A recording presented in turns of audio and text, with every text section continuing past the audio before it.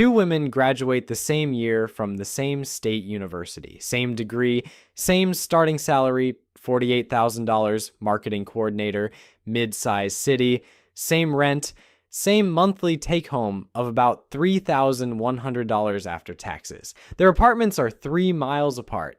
They get coffee at the same place on Sunday mornings.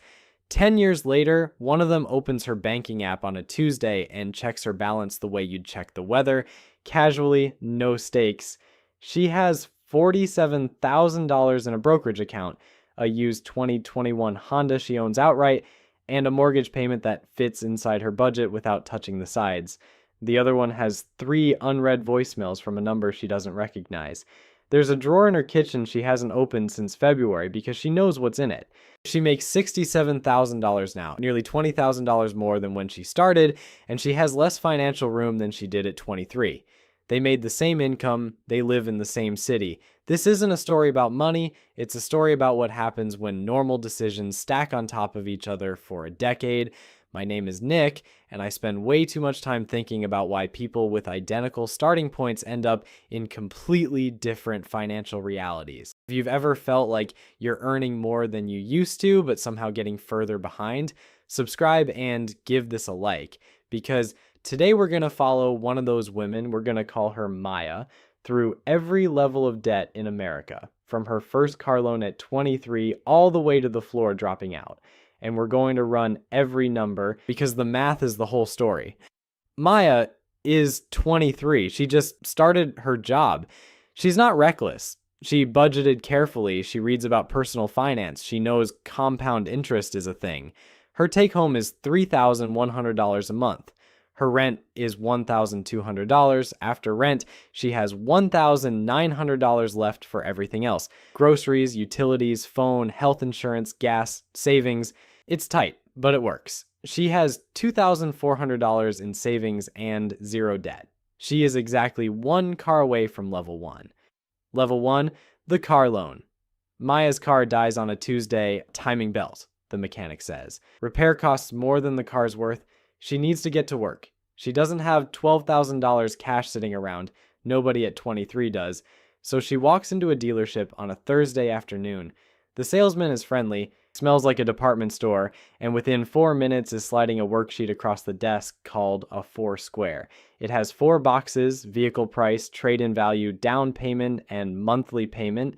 This sheet is not designed to help Maya make a good financial decision. It is designed to move her attention away from the total cost of the vehicle and toward one number, the monthly payment, because that number will always sound reasonable. Maya finances a $28,000 used Honda, nothing fancy.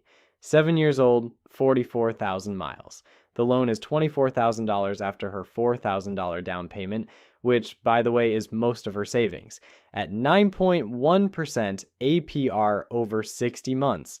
Her monthly payment, $499. She signs, drives home, feels fine about it. What Maya doesn't think about in that moment, over 60 months, she'll pay $29,940 total on a $24,000 loan. That's $5,940 in pure interest on a car that will be worth maybe $7,000 when she's done paying for it. She also now needs full coverage insurance, $180 a month. Gas, $120, registration, maintenance, another $80 a month on average. The true monthly cost of that reliable $499 car payment is $879. Here's what Maya's budget looks like now. Take home, $3,100. Rent, $1,200. Total car costs, $879. Remaining for everything else, $1,021. Here's what the F&I manager at that dealership made on Maya's deal. Roughly $1,900 in back-end profit. Extended warranties, paint protection coating for a car that will be worth $6,000 in 4 years, and gap insurance rolled into the loan at 9.1% interest. The paint protection coating costs the dealer $200 and sells for $800. It protects the paint on a used car that she parks outside in a city where it snows. The gap insurance she financed at 9.1% interest, she could have bought it through her auto insurer for $6 a month. She didn't know that. Nobody told her because nobody in that transaction made money when Maya made a smart decision. The F&I manager made $1,900. Maya made a monthly payment. Maya's savings, $400. The check engine light is not on yet. The only real symptom at this level is that she can't seem to build savings back up. She doesn't know why yet. She will. Level 2, student loans. 6 months after Maya starts her job, an email arrives from her loan servicer with the subject line, "Welcome to repayment," with an exclamation point, as though this is something to be celebrated, as though she has been waiting for this, as though the act of beginning to pay back $34,000 she borrowed at 18 years old is some kind of milestone she should mark in her calendar. She does not feel welcomed. She feels like someone just knocked on her door to collect. Let's be clear about something before we run the math. Student loans are not what happens when you're irresponsible. They're what happens when you follow instructions. Maya was 17 when she signed her master promissory note. She didn't know what a promissory note was. Neither did the 17-year-old sitting next to her. The school handed her a financial aid package, pointed to a number, and said, "This is how you go to college," the same college whose endowment grew 12% last year, the same college that just finished building a $40 million student wellness center with a rock climbing wall. She signed because she was told that's what you do. The average federal student loan balance right now is $39,547 per borrower. Maya's is $34,000 at 6.5% interest. On the standard 10-year plan, her monthly payment is $386. What Maya doesn't know, what almost nobody tells you, is that the average borrower doesn't actually pay student loans off in 10 years. The real average payoff time is 20 years because life gets in the way. Because 21% of borrowers see their balance increase in the first 5 years of repayment when their payment is too small to cover accruing interest. Because the system was designed to extend, not to resolve. Maya's full budget now. Take home $3,100, rent $1,200. Car costs $879. Student loan $386 remaining for everything else, $635. She stops going to the gym. Not a dramatic decision. She just stops renewing the membership when it comes up. She starts bringing lunch to work 5 days a week. She is not struggling, exactly. She's just running the mental calculation every time she spends money. Every single time. Maya's savings, $400, unchanged for 9 months. She is now one unexpected expense away from level 3. Level 3, credit cards. Maya's car needs new brakes. The quote is $740. She doesn't have $740. She puts it on the credit card she's had since college, the one she opened at a checkout counter because a 19-year-old in a polo shirt told her she'd save 15% on a $47 purchase, and she saved $7.05. She now owes $340 on that card at 31.2% APR, has been paying minimums on it for 14 months, and has successfully paid back approximately $11 of the original balance. The $7.05 she saved has cost her $94 in interest so far, with more on the way. That is a 1,228% markup on a discount. Total U.S. credit card debt just hit $1.28 trillion, the highest in recorded history, up 66% from the pandemic low. The average household carrying a balance owes $11,507. The average APR is 22.3%. Store cards average 30%. And here's the thing about 22% interest that sounds abstract until you do the math slowly. If Maya has a $3,200 credit card balance at 24% APR and makes only the minimum payment, which is typically 2% of the balance, or about $64, here's what happens. Of that $64, approximately $54 goes to interest. $10 touches the principal. The balance decreases by $10. Next month, she owes $3,190, and the cycle repeats. At that pace, it takes 14 years to pay off $3,200, and she'll pay $4,800 in interest on top of it. She borrowed $3,200. She paid back $8,000. That minimum payment on her statement is not a suggestion. It was designed by a team of behavioral economists whose entire job is to find the lowest number that feels responsible while keeping Maya paying as long as possible. Research published in Psychological Science found that when the minimum payment was removed from statements entirely, people increased what they paid by 70%. The number is there to cap her payment. It is working exactly as intended. Maya's balance is now $3,200 across 2 cards. She's paying minimums, $108 combined, because that's what's available. Maya's full budget now: take home $3,100, rent $1,200, car costs $879, student loan $386, credit card minimums $108, remaining for everything else $527. She refreshes her bank account in the parking lot before she goes into Target just to know the number before she walks in. She doesn't do this consciously. It has just become something she does. She starts doing math in her head at restaurants while her friends are still talking. She orders the second cheapest thing on the menu, always. Not the cheapest, because that feels obvious. The second cheapest. She tells herself the credit card balance is temporary. It has been temporary for 19 months. Level 4, the mortgage. Maya is 29. She gets a raise to $58,000. She's been renting for 6 years. Her rent just went up to $1,450. And her parents lovingly, repeatedly have mentioned that she's basically paying someone else's mortgage. She decides to buy. The mortgage broker looks at her income, runs her numbers, and tells her she's approved for $310,000. He says this the way a doctor says you're cleared to run a marathon. It's good news. Approval means ability. Maya finds a house for $295,000. She puts 5% down, $14,750, which takes every dollar she has, and then some, including a gift from her parents. She has $0 in savings after closing.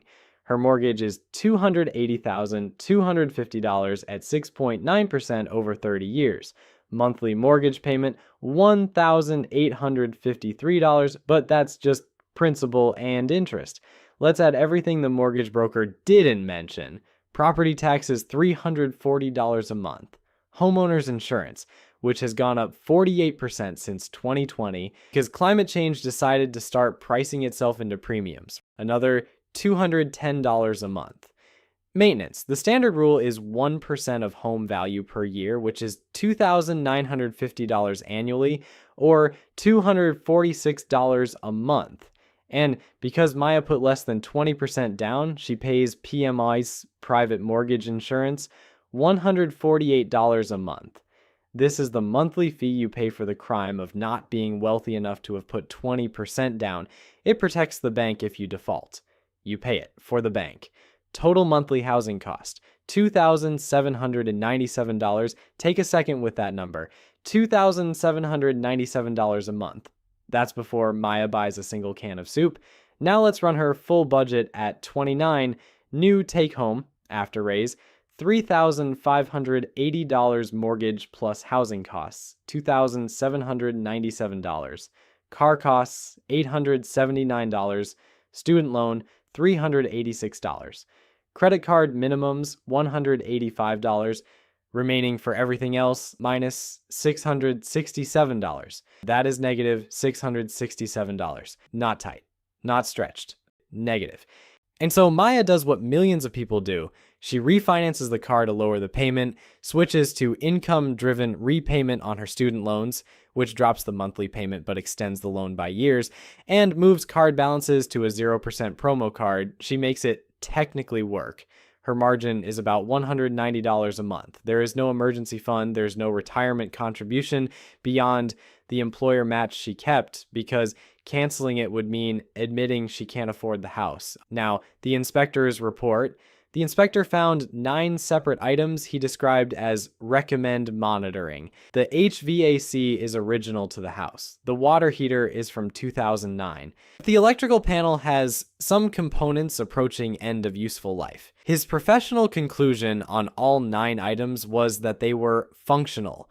Functional is inspector language for Not broken today, not my problem tomorrow. Maya asked what recommend monitoring meant. He said to keep an eye on things. She bought the house. Over 30 years at 6.9%, Maya will pay approximately $387,000 in interest on her $280,000 mortgage. She bought a $295,000 house and will pay $682,000 for it. The house will likely appreciate, but so will everything else she needs to buy with money she doesn't have. She found this out 3 weeks after closing when she got her first property tax bill and realized she'd been doing the math wrong.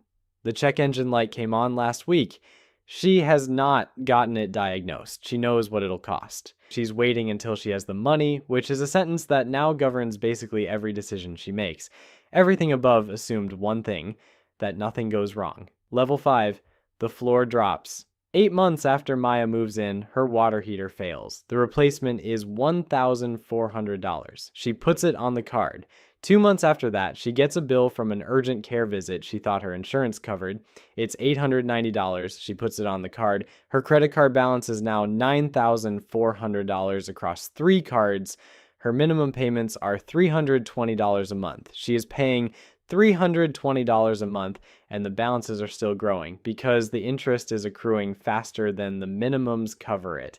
Then Maya's company does a round of layoffs. She is not laid off, but her department is restructured and her hours are effectively cut.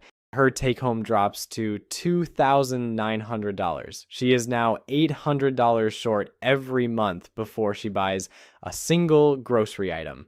This is where the drawer comes from. The kitchen drawer with the envelopes she hasn't opened since February. She knows what they are.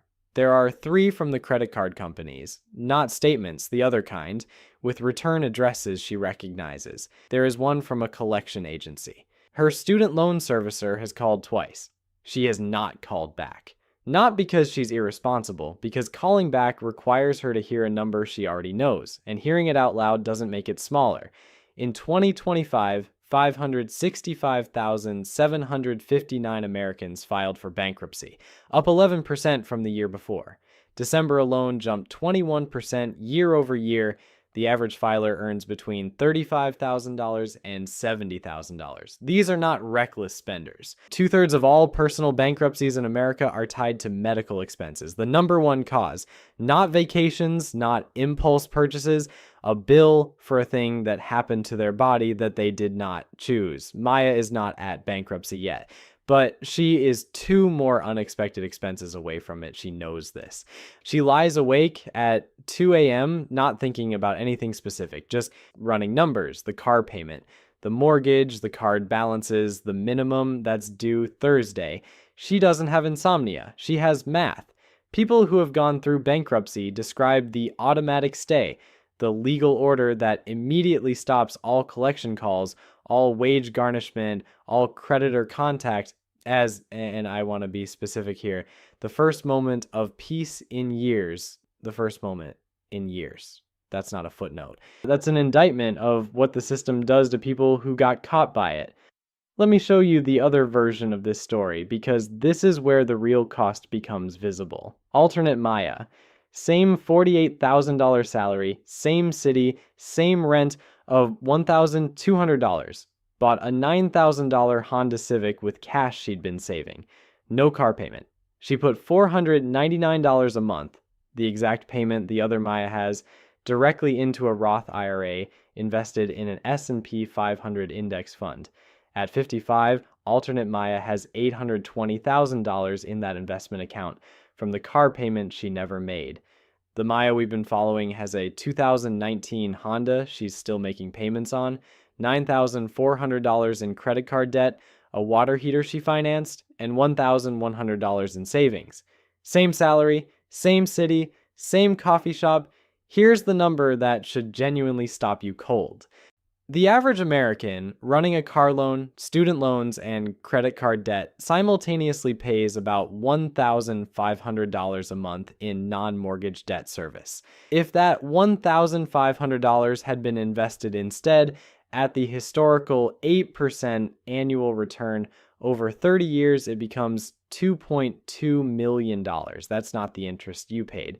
That's the compounding wealth the interest took from you, permanently. From 1990 to 2025, median household income grew about 180% in nominal terms. In the same period, housing costs rose 427%, healthcare rose 418%, college tuition rose 263%, new car prices rose 223%.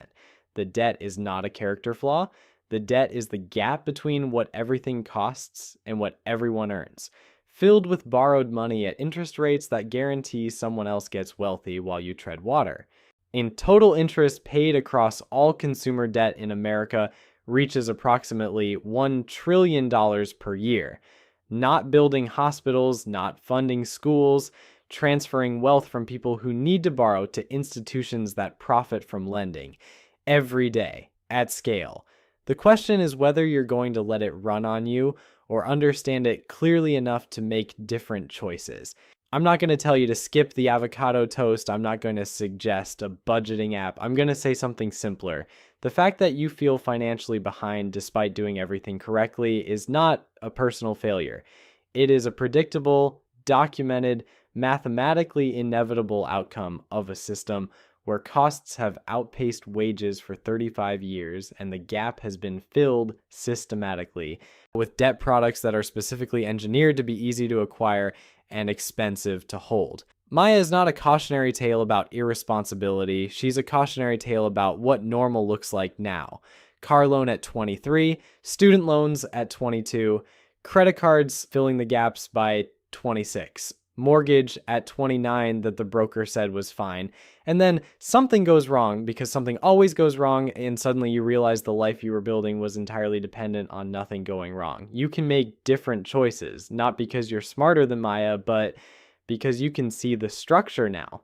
So here is what the structure actually says in plain terms. When you're standing in a dealership and the salesman slides a worksheet across the desk, you are not negotiating a car purchase. You are being steered away from the total cost and toward a monthly payment that will feel manageable. The right question isn't, can I afford $499 a month? It's, what does this cost over 60 months? And what would this $879 a month become in 30 years if I bought a $9,000 Honda with cash instead? The answer is $820,000. Nobody in that dealership will ask that question for you. When your credit card statement shows a minimum payment, pay more. Always, even $50 more. The difference over time is not marginal. It's the difference between paying $8,000 on a $3,200 balance and paying $3,700. When a mortgage broker tells you what you're approved for, that is not advice. That is the maximum the bank is willing to risk on you. Your job is to figure out what you can actually afford to live in without a $190 a month margin and a 9-item recommend monitoring list, one water heater failure away from disaster. There is no trophy for being house poor. Real wealth is the gap between what you earn and what you owe, and alternate universe Maya built that gap by making one boring, unglamorous decision at 23. She bought a used Honda with cash and put the car payment in an index fund instead. That's the whole difference between the two women at the beginning of this video. One decision made at 23 that nobody applauded her for, that didn't make a good Instagram post, and by 55, it was worth $820,000. The system is not going to tell you any of this. That's why I'm telling you. If this hit close to home, drop a comment and tell me which level you're at right now. And if you haven't subscribed yet, now's the time, because there's more math to run and it gets a lot less brutal once you can actually see it coming.